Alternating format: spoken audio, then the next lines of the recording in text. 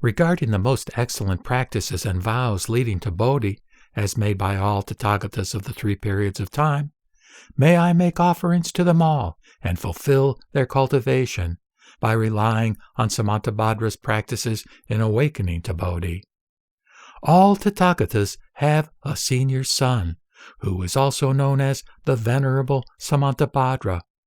I now dedicate all my roots of goodness, wishing that all my wisdom and practices may be the same as his.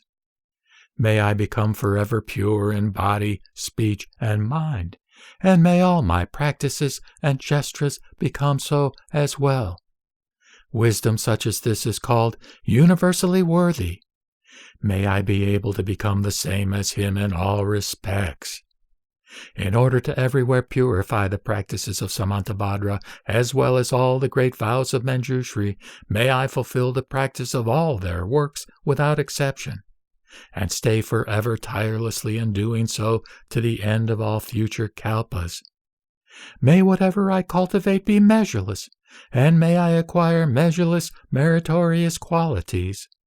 May I abide securely in the measureless practices and completely penetrate all their spiritual powers. Just as it is with Manjushri's courageous wisdom, so too it is with Samantabhadra's wisdom and practice. I now dedicate all my roots of goodness to always cultivating and training in accord with all that they do. What is praised by all Buddhas of the 3 periods of time are just such supremely great vows as these.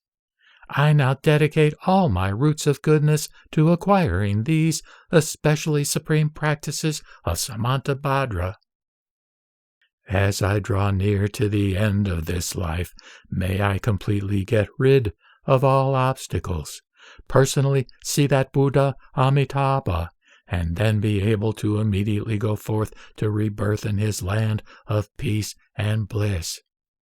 Then, having achieved rebirth in that land, may I directly manifest the completion of these great vows, perfectly fulfilling all of them without exception, while benefiting and bringing happiness to all realms of beings. In that Buddha's congregation which is entirely pure, may I then be reborn in a supreme lotus flower, and personally see measureless light Tathagata, who will then directly bestow on me the prediction of Bodhi. Then, having received that Tathagata's bestowal of the prediction, may I issue countless hundreds of kotis of transformation bodies, and, with wisdom power so vast as to pervade the 10 directions, may I everywhere benefit all realms of beings. May I continue on in this until the realms of space and worlds end, and till the realms of beings, their karma, and their afflictions all end. Since all such beings as these have no time when they will ever end, so too my vows shall ultimately never come to an end. Suppose someone adorned the boundless gestures of the 10 directions with the many kinds of jewels, offered them all to the Tathagata, then gave supreme peace and happiness to the devas and humans, continuing all of this for kalpas as many as the atoms in all gestures. If someone else heard but once the Supreme King of Vows, and was then able to develop faith in them, by which he sought Supreme Bodhi with a thirsting and admiring resolve, he would then thereby gain supreme merit, surpassing that of the former. He would then always avoid bad spiritual guides, would forever abandon all the wretched destinies, would soon see the Tathagata measureless light, and would then perfect these supreme vows of Samantabhadra. This person is well able to obtain a supremely fine lifespan. This person is well able to gain rebirths in the human realm. And this person becomes bound before long to perfect practices like those of Samantabhadra Bodhisattva. The 5 extremely evil acts that entail immediate retribution that he has committed in the past due to having no wisdom powers, if he but recites these great kings of vows of Samantabhadra in but a single mind moment, they will all be quickly melted away. His clan and class, as well as his countenance and physical form, his major marks, signs, and wisdom, all become perfectly fulfilled. All the Maras and non-Buddhists will remain unable to vanquish him, and he can become one worthy of offerings for all in the three realms. He will quickly proceed to the Bodhi tree, the great king of trees, and having sat there, he will subdue all of Mara's hordes, reach the universal and right enlightenment, turn the Dharma wheel, and everywhere benefit all sentient beings. If anyone reads, recites, accepts, and retains or expounds upon these vows of Samantabhadra, only the Buddha can realize and know his karmic rewards. He is then definitely bound to gain the path to supreme Bodhi. I have described here only a small part of the roots of goodness acquired by one who recites these vows of Samantabhadra. In but a single mind moment, all he strives for is perfectly realized, and he enables the success of all the pure vows of beings.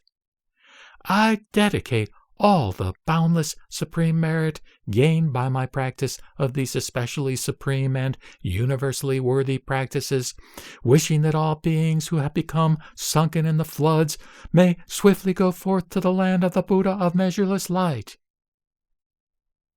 At that time, after, in the presence of the Tathagata Samantabhadra Bodhisattva Mahasattva, had finished speaking these pure verses on Samantabhadra's vast kings of vows, the youth Sudana was filled with measureless exultation, and all the Bodhisattvas felt great joy. The Tathagata then praised him, saying, "This is good indeed, good indeed." At that time, when the Bhagavat, together with the Arya Bodhisattva Mahasattvas, expounded on such supreme Dharma gateways of the inconceivable realm of liberation, they were headed by Manjushri Bodhisattva.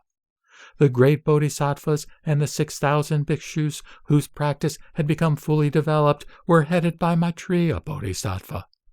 All the great Bodhisattvas of the worthy Kalpa were headed by the Immaculate One, Samantabhadra Bodhisattva.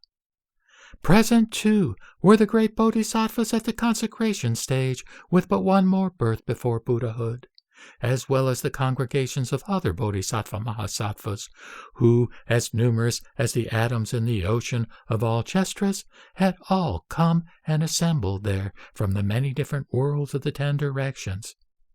The great Shravaka disciples were headed by the greatly wise Shariputra, Mahamaugalyayana, and others, together with all the great congregations of world leaders among humans and devas, as well as the devas, dragons, yakshas, gandharvas, asuras, garudas, kimnaras, maharagas, humans, non-humans, and others.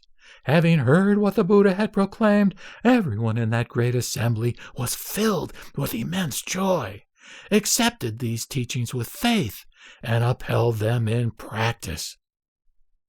The end of the Flower Adornment Sutra.